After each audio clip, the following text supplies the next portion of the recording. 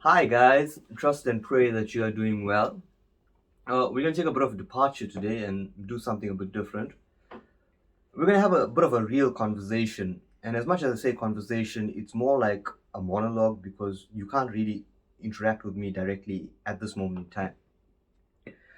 Um, if you've been aware or if you've seen what's been going on, it's been a chaotic few weeks, we can even go months, and it's affected the psyche of a lot of people.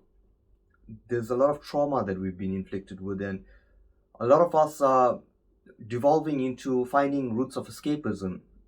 We're trying to take away the pain or numb the feeling or feel better.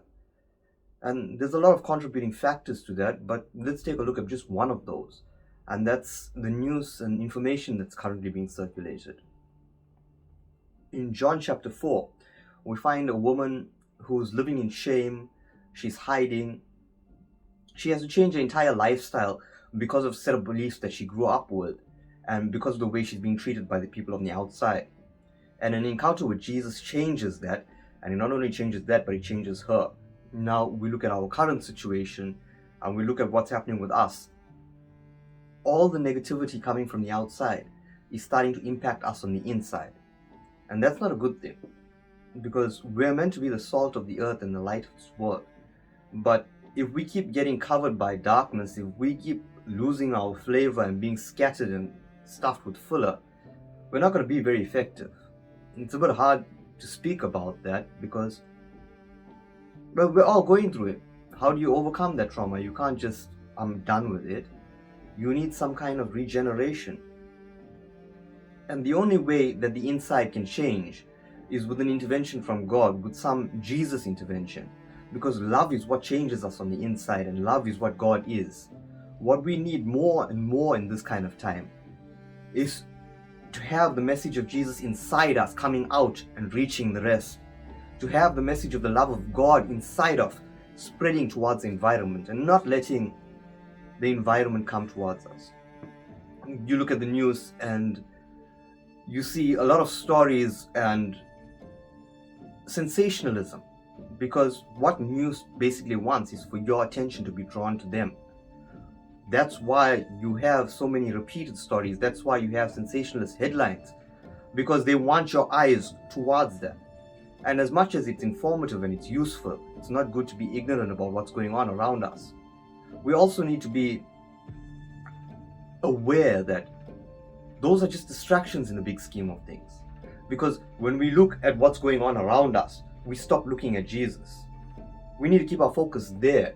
And as much as the information comes in, we need to filter it out and take what's important. We can't let what's the narrative being produced create the fearfulness in us, create the anxiety in us. We need to be connected with God, having that joy being brought into us and spread out towards the others. And that's kind of the message. That is the message. We can't keep living like this. We can't keep being scared. We can't keep reacting to situations. We need to take some kind of action, and the action we need to take is spread the love of God. We need to go out and reach out and do more, be more. We need to stop focusing on one particular thing and trying to bring the attention to us. We need to bring the attention back to the original place, because in the beginning was God. That's all there is to it. We can't keep focusing on man and his problems. We need to focus on God and his solutions. And it does sound difficult, but it's a simple thing that we can do just every day.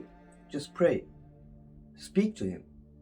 Speak to him about the situation. Speak to him about your feelings. But don't let the trauma overtake you. Don't let it overcome you.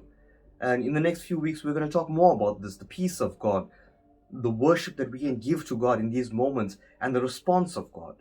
Because if we go back to that story in John 4, as much as that woman was living with her trauma, an encounter with God changed that. And it didn't just change her, it changed the village she was from.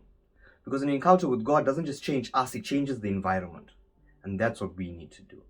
Until the next time, we love you. Take care and stay safe. God bless you.